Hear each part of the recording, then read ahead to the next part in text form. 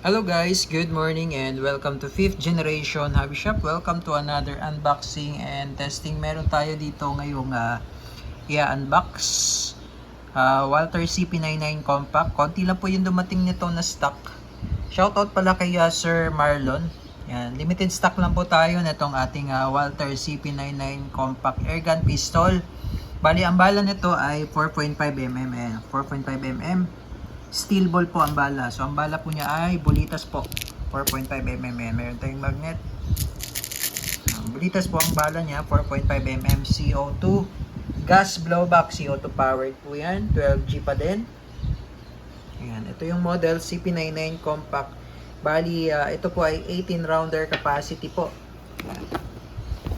Ito po yung specs niya. Sa likod po yung specs. Trigger, single action, caliber 177, ammo, steel BBs, yun po yung pinakita ko po, na bulitas. Manual safety, naka smooth bore barrel. Yung haba po ng barrel ay nasa 91mm. Tapos capacity, 18 rounder or 18 rounds. Power source is 12G CO2. Ayan. This is licensed by Walter, yung RX brand. CP99 Compact. And comes with owner's manual, CP99 Compact, Walter.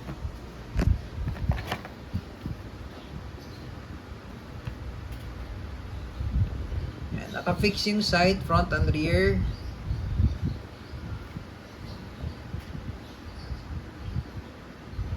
Yan, pwede siyang lagyan ng accessories, pwede siyang lagyan ng mounting.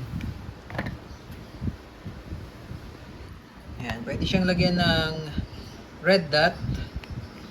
Ayan. Para sa accessories. Ito yung manual safety niya. Tapos pwede mo rin siyang lagyan ng mini flashlight or laser. Ayan, meron siyang rail para sa flashlight. Ayan. Yung Rex Walter. This is made in Germany po. Walter CP99 made in Germany. Ayan. CP99 Compact. Matit lang siya. So, compact pistol. Ayan. Matit lang. Pakita ko lang sa inyo yung kanya magazine.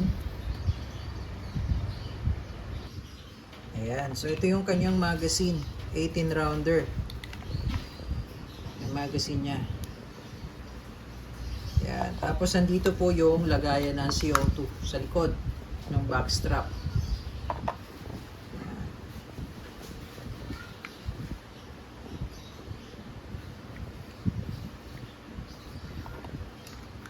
So, blowback po siya. So, gumagalaw po yung slide nito. Naglalaro po. Tapos, pag tinasa mo siyang ganyan, ayan, wala kasi siyang bala. So, nag-open slide siya. Tapos, meron siyang indicator na kapag kinasa mo siya, ayan, makikita nyo po dito sa may backplate niya na loaded siya. Ayan. So, wala naman siyang bala, no? Ayan, makikita nyo po siya na nakakasa. Ayan, no? Meron siyang red indicator. Ayan. Katulad sa mga real steel, ano? Wala naman tong bala. Ayan, no? Makikita nyo po siya dyan pag kinasa nyo, Ayan.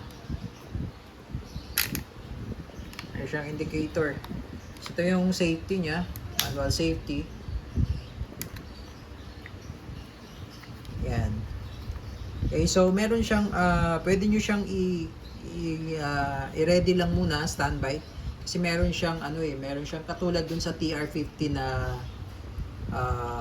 yung switch niya para sa power up. So madali siyang i-power up switch, no? So bibigyan ko kayo ng tip, sir, kung paano. So ganito po ang sequence. So pag i-ready niyo siya, lagyan muna siya ng bala. Okay, ito yung first sequence.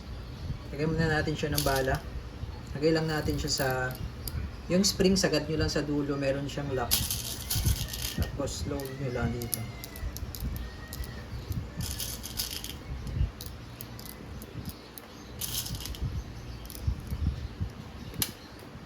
Baga meron siyang quick pursing.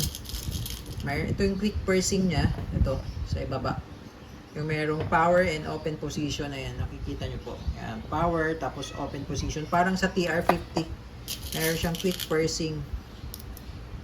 So, ito po, no, ang sequence. So, load lang natin ang bala. Ngayon, ilagay natin yung magazine. Ilagay natin yung magazine. Yan. Ngayon po, naka-open position po tayo, no? Naka-standby po pala, no? So, lalagay natin ng CO2. Meron na po siyang free na silicone oil. So, patakan nyo lang to ng silicone bago kayo maglagay ng CO2. So, ito yung CO2. Ilalagay ko po, ano? Yan. Pero ilalagay ko muna sa open position bago ko po ilalagay yung CO2. Yan, nakikita nyo po yung arrow. Yan, open, tapos power position. Open position, power position. So, lalagay lang natin sa open position. So, ayan po yung open position. Okay? So, kanina po, nakaganyan po siya, no? Nakaganyan. Tapos, lagay natin siya sa open position. Ayan, open position po yan. Tapos, load natin tong CO2. Higpitan po natin itong pinaka-wheel niya. Ito yung wheel. Ito po. Higpitan lang po natin. Ayan. Dapat po hindi na yan iikot. Pag mahigpit na hindi na po yan iikot. Ayan. Mahigpit na siya, no? Tapos ngayon, nakalagay lang siya sa open position. So sa ngayon po, na hinigpitan natin, yung CO2 po, hindi pa po yan butas. So pag i-standby nyo lang, no? I-standby nyo lang. Hindi nyo po siya gagamitin. Diyan lang yan, naka-case lang siya. Or lagay nyo lang sa case. Yung CO2 niyan, kahit ilang buwan pong nakalagay lang dyan, hindi po yan mauubos kasi hindi pa naman po siya punctured. Kumbaga, wala pa pong butas yun. Yung dito sa pinakadulo niya, yung tip niya dito sa pinakadulo, wala pang butas yun. Napakita ko lang sa inyo na hinigpitan natin siya pero hindi pa po siya nabubutas. Hindi pa po nabubutas yan.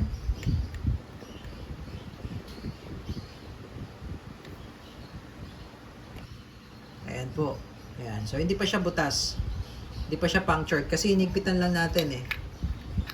Hinigpitan lang natin tong wheel. Pero hindi natin nilagay sa power position. So, higpitan ko lang. So, ang purpose ko lang yan, naka-ready lang siya. Ayan. Naka-ready lang siya.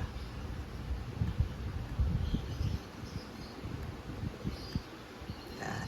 Kasi pag nilagay natin yan sa power position, iti-twist niya po ito. Tapos, ito po, iuusog niya to, yung itutulak niya yung CO2 para ma-punctured. Yan. So nakalagay lang siya sa open position, ano. Yan. Tapos kunwari i-stop niyo lang po. Ngayon kung gagamitin niyo po, meron siyang quick pursing na ilalagay niyo lang siya sa power position. Ito yung arrow niya, di ba? Kung saan nakatutok yung arrow. So pag gagamitin niyo na, sa ngayon po, pwede niyo siyang standby. Ngayon pag gagamitin niyo na, iti-twist nyo lang po ito, power position. Ayan. So, ganun lang siya kabilis. Iti-twist nyo lang, then you're ready to fire. So, testing po tayo. Kasan natin, no? Makikita nyo po dito pag kinasa ko. Yan, meron siyang indicator na red. Ibig sabihin, ready to shoot. Loaded na siya. Okay.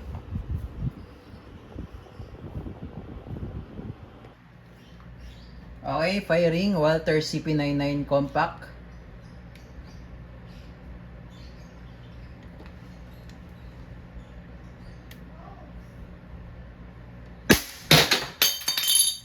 Malakas din yung recoil niya. Testingin natin tong ito, yung bote. Firing.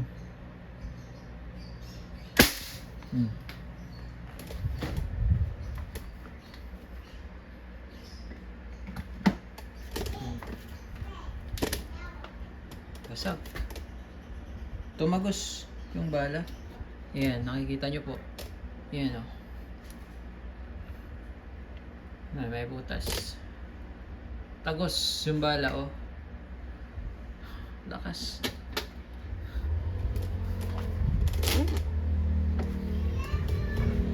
Malakas din. Malakas din yung anya. Yung recoil. Firing.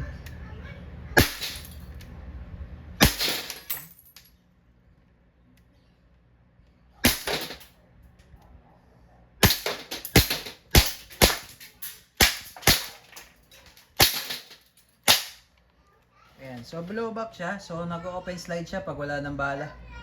Ayan. So, ang gawin nyo lang, kasan nyo lang to. Release nyo lang. Ito. Ito pala, baba nyo lang to, ito. Ayan, tapos lagay nyo lang siya sa safety. Ayan, meron naman siyang decocking eh. So kanina, pag kinasa mo siyang ganyan, malagay natin siya sa fire, no? Para makita nyo po na meron siyang decocking. Ayan, so wala kasi siyang bala, kaya siya nag-open slide. So ayan, nakakasa siya, di ba? So meron siya indicator na red. So pag nilagay mo siya sa safe, ayan, ayan, nadidikak siya, automatic meron siyang decocker. Ayan, Walter CP99, limited stock lang po ito.